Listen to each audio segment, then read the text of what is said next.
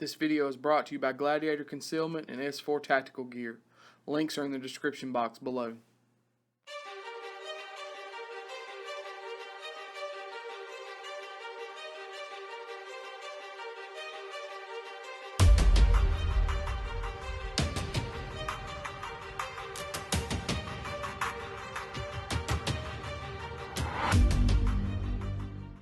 What's up, guys? It's Michael and Kyle with AKM Tactical. We appreciate y'all watching. We want to take a few minutes today and talk to you guys about our philosophy about carry guns.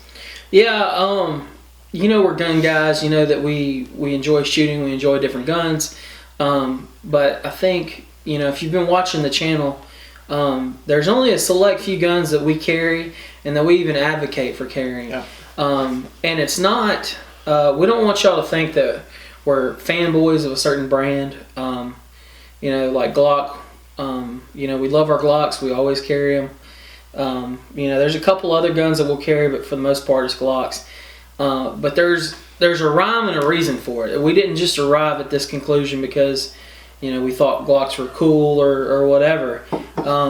There's a method to the madness, and today's video, we just wanted to talk to you about that. We require certain things out of our carry guns. That's why you won't see us say, hey, we're going to check out that Ruger American. Yeah. Or any other brand. You don't hear us talking about Kel-Tex or. And to touch on that for just a second, and I'll be brief because we don't want this video to be super long. But I'm not saying that your Ruger American is not the gun for you. But we have a certain philosophy, we have a certain criteria that we look for in a carry gun, and certain guns just don't make it for us. Yeah. And it's not saying that it's wrong, but certain guns just don't make it for us.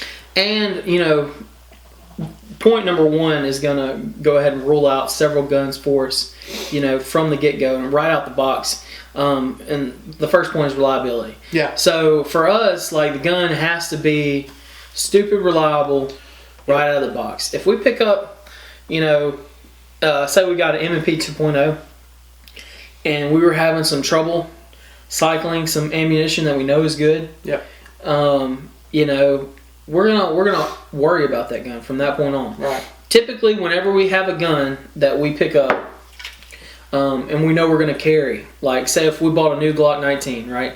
This is not new. This has been on the channel for a while. This is Michael's. Gray Glock 19 that he's had forever, took through fighting pistol. But the first thing we do is when we pick up a new gun, even if it's a Glock or a SIG or whatever, we're going to run it through probably 500 to 700 rounds, maybe even 1,000 rounds of ammunition before we even carry it. Yep. And guys, you can go pick up your gun that, whatever brand, and say, hey, it's reliable. I ran 60 rounds to it at the range. You never had a hiccup. It needs to go through more than that. Yeah. And it's got to be reliable, guys. That's the biggest reason why you'll never see me run a 22 long rifle. Yeah. Browning buck marks are fun to shoot. Those little Derringer pistols are probably pretty fun. But I guess the Derringers wouldn't have a problem being reliable. I'm sure that they're 100% reliable because they're so simple. But anyways, I would never run a 22. For several reasons, but mainly because it's not a reliable gun. Yeah, the reliability and the caliber is subpar and all that kind of stuff. But yeah, I agree. And another thing that we require of our training guns out of our carry guns is that they need to be able to make it through a training class. Yeah. Or all the training classes. Yeah. You can't. Go look at the forums. Go look at the people that train. You can't say that about all brands. Yeah, yeah. If your gun is a gun that can't make it through a 2-day pistol class, you need to switch to a different gun. Yeah, for sure.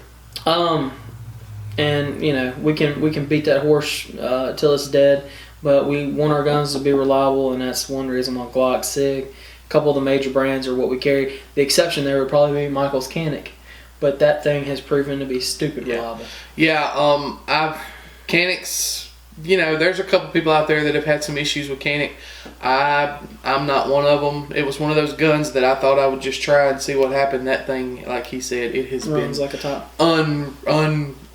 unreal how reliable that gun is. And we fed that gun some really crappy everything. ammo. Yeah, I put Winchester Forge through it, and it ran like a top. So your gun may not be one of these brands that we prefer or like or would carry, but if it's reliable, hey, you checked off that box. Roll with it.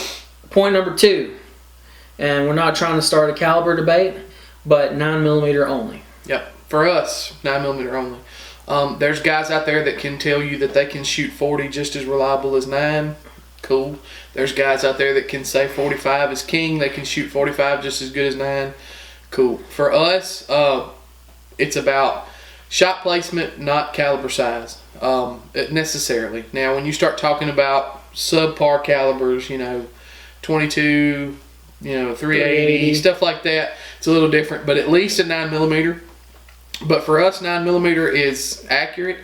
Our shots can be placed where we need them to place them, and the round capacity is there. Yeah, capacity. Also, guys, one thing you need to realize is that with premium ammunition has really negated a lot of the difference between a 45 and a 9. Yeah. Back in the day, I guess when you were shooting, ball ammunition or whatever, it did, it's a 9mm size hole versus a 45, size hole. So I guess that did make a difference, but now there's a difference. The difference between a 9mm HST and a 45 HST is negligible. That's right. You don't see a difference until you start, talking about velocity, like if you're shooting out of a rifle. That's right. That's a big difference. But when it comes to pistols, another thing you got to realize is unless you hit central nervous system with, I don't care if it's a 45 or even a 10mm, unless you hit central nervous system, it's not a one-hitter quitter. It's not a fight stopper. Yep. The other day I watched a video on Facebook. It just popped up in my feed, and it was a video of a hog being shot with a rifle. Yeah, I saw that. And it, you immediately saw the spray. Yeah. And it must have dumped 3 or 4 pints of blood before it finally gave up the ghost. And if you're facing a determined attacker, that's something you're going to have to realize. You may have just killed him, but he's going to take time to die. He's going to keep fighting before he dies. Yeah, and in that time period, you can withstand some issues. So that's why we feel like more rounds, shot placement is key for us. That's why you only see us carrying 9mm. And if you don't believe that, see how many rounds you can get off in 3 seconds. Yeah. Just take your gun and just see how many rounds, set a timer for 3 seconds, and just pull the trigger fast as you can. I'm not saying they got to be accurate rounds, but they're rounds. And any round, accurate or not, can strike you. Yeah. So... And 2, guys, in 3 seconds, when we're trying to get off as many rounds as we can, we also want them in a fist-sized group. That's right. That's right. If possible. So that's another reason to go 9mm. So my third point, and this is a most of the time thing, but we want our guns to be double stack. Yeah, most of the time, I would say for me, 100% of the time. For me, it's like 90 to 95% of the time, I'm carrying a double stack gun. Now I will add to that.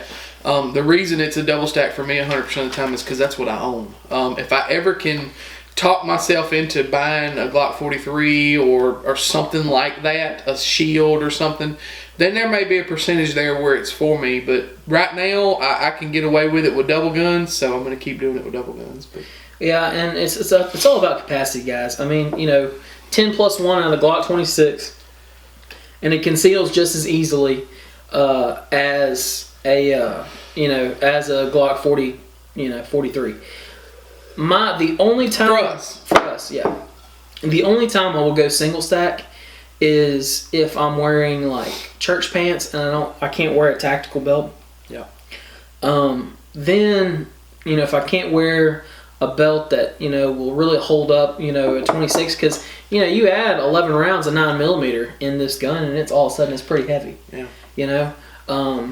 I guess it's light by comparison to the rest of the field, but it can pull down your britches pretty quick. So that is the only time that I find myself carrying a single stack. So we'll say double stack most of the time.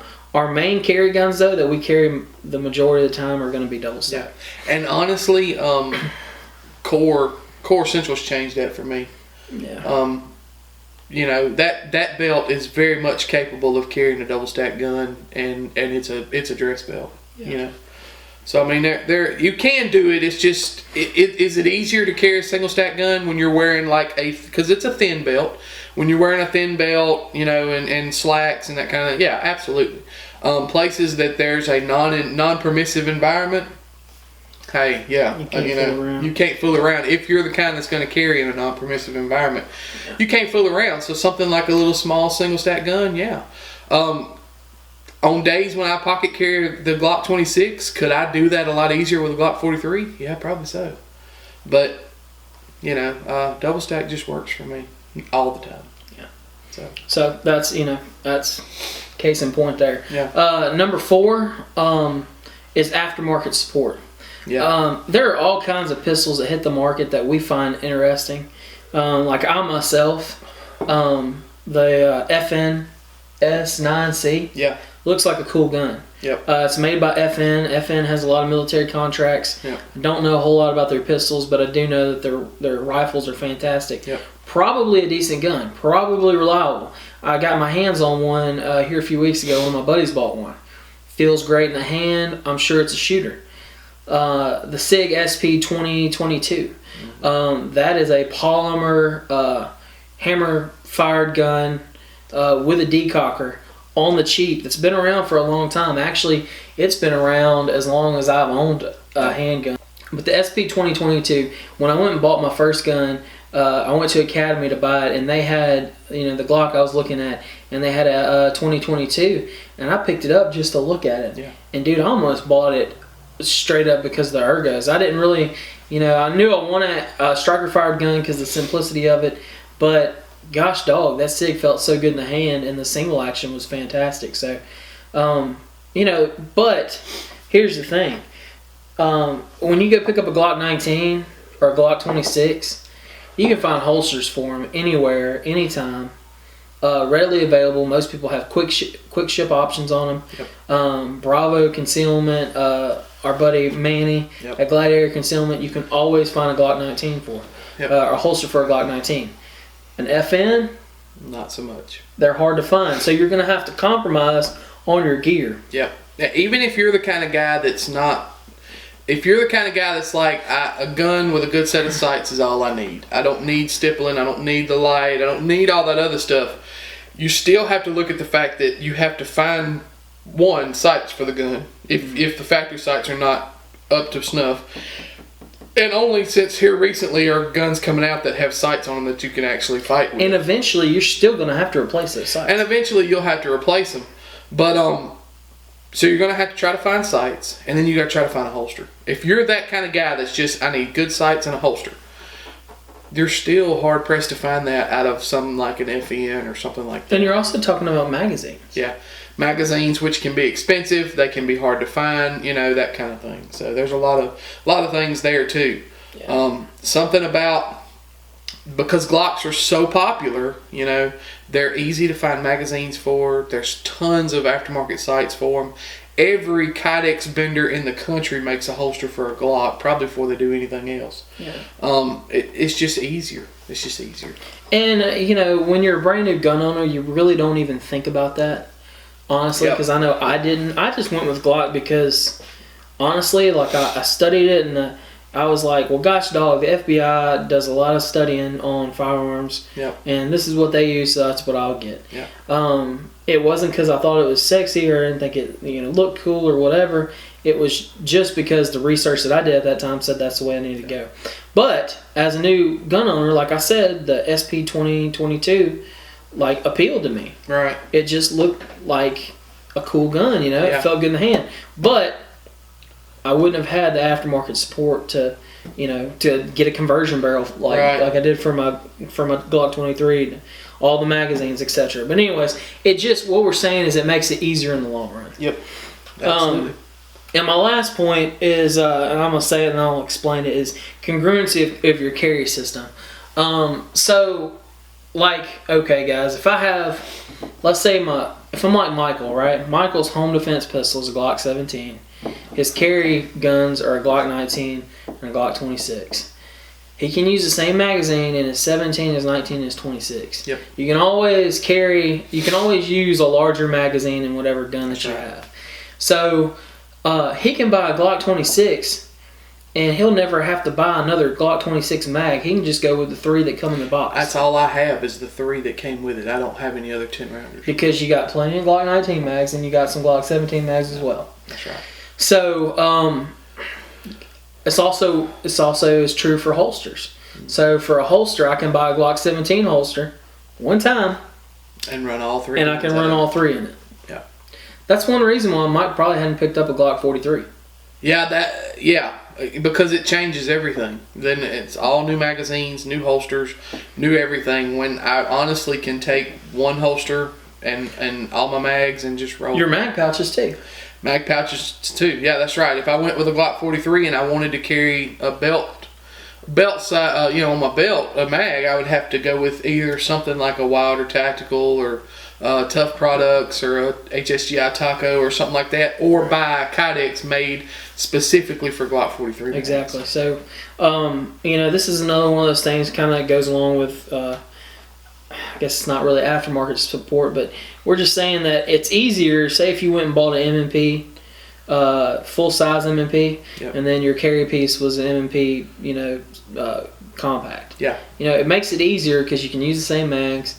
You can use the same Kydex. You don't have to go buy different stuff for different systems. That's right. One of the things a lot of gear reviewers run into, especially like folks like None Fancy, Hitchcock 45, you'll see those dudes. Sometimes they'll put like guns and holsters that they don't even belong in. Yeah. And I don't know about you, Michael, but that kind of irks me a little bit. Yeah, it makes me kind of nervous because, you don't ever want something to get caught. And I know nothing's going to happen in the trigger guard, whatever, blah, blah, blah. But still, I like my guns to be secured and holstered up. Yep.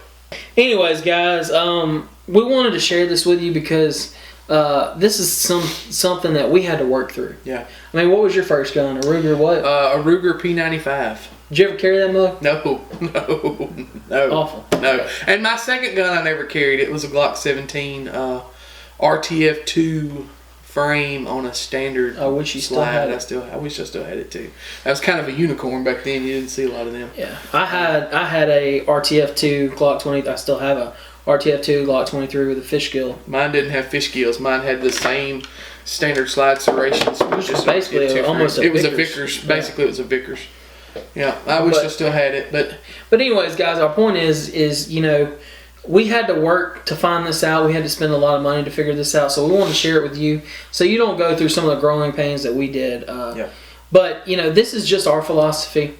You guys, me and Michael see eye to eye on almost everything, and a lot of it has to do because we train together. Yep. We go to training classes together. We do everything together as far as the range goes and guns. So we pretty much have the same philosophy, but you guys have to come up with your own. Yep.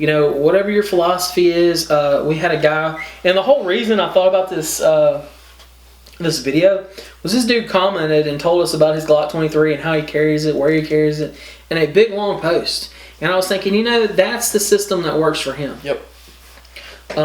Maybe our guys don't really understand if they haven't been following along with the channel. Maybe they don't know why we run, what we run. But whatever you run, guys, it needs to be fact-based. Yep. It needs to be like you've been to the range. It doesn't need to be that you think it looks cool or it's the new hotness or you saw it in an NRA magazine. Yep. It needs to be that you've taken it to the range and you've run it because, like Ben Shapiro says, facts don't care about your feelings. Yeah. Yeah, and I kind of like what Steve Fisher says about things. He said it once before, but what's in between here is going to save you a lot faster than this. That's right. And you need to really be thinking about this process. Instead of just buying a gun because it's the cool gun or it's what everybody carries, this might not be for you. A Glock might not be your thing. But you need to really sit down and write it out. Write down the points that what's important to you. Study up on it, get your facts right, and then make your decision. And I'll end with one little quick story.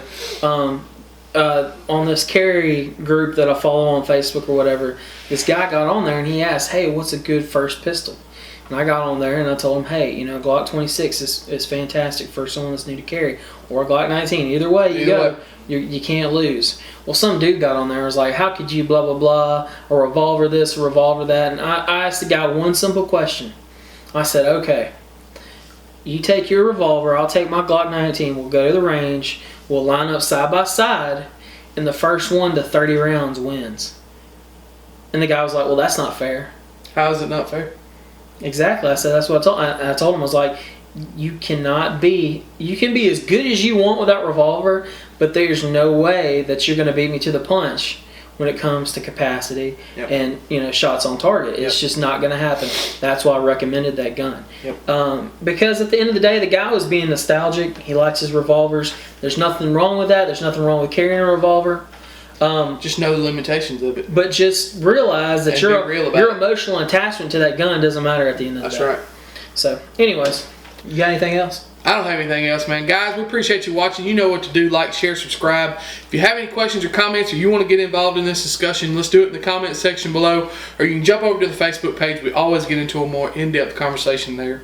We'll also provide links to all of our social media outlets and sponsors in the description box below. But anyways, guys, we appreciate y'all watching, and y'all be safe.